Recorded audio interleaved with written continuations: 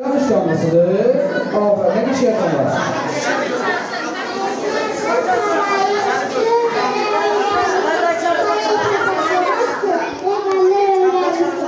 Aferin.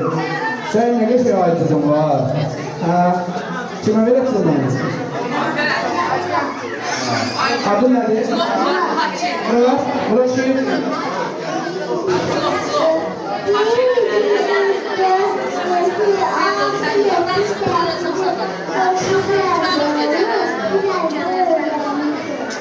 Aferin sana. Aslan. Sen adın nedir? Mükeyya. Sen adın Mükeyya. Şiir.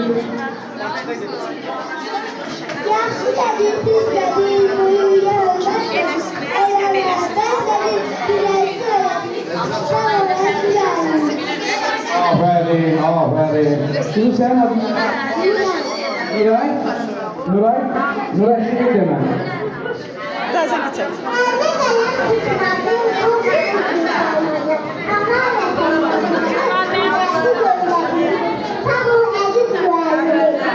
Aferin. Rabia? Rabia şiir deme.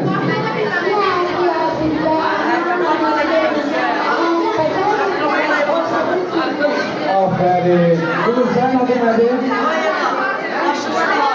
Ayhan. Ayhan şiir de.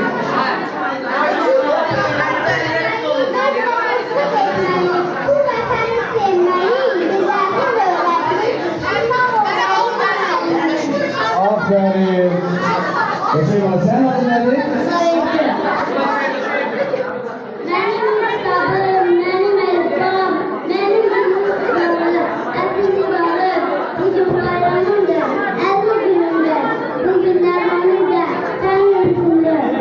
Aferin. Aferin. Sen adın nedir? İsmail. İsmail şiir de.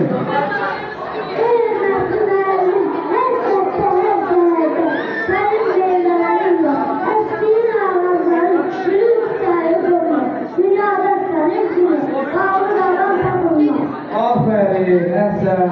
Sen adın nedir?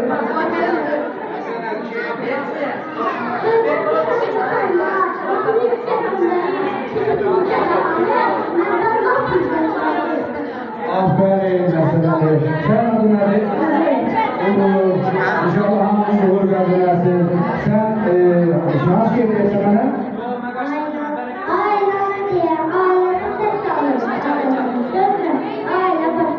Aferin, aferin. Sen adın nedir? Aferin. Bunu şiir yapıyorsan, güzel diyorsan. Aferin, aferin. Sen adın nedir kızım? Nur. Ne diyorsun? Ne güzel şiirdir.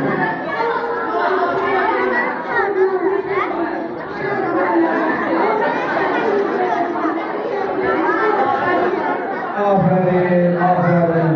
Aferin. Sen adın nedir? Sen ne mi olur? Türkiye'de Türk şiir. Sen şiiri ne?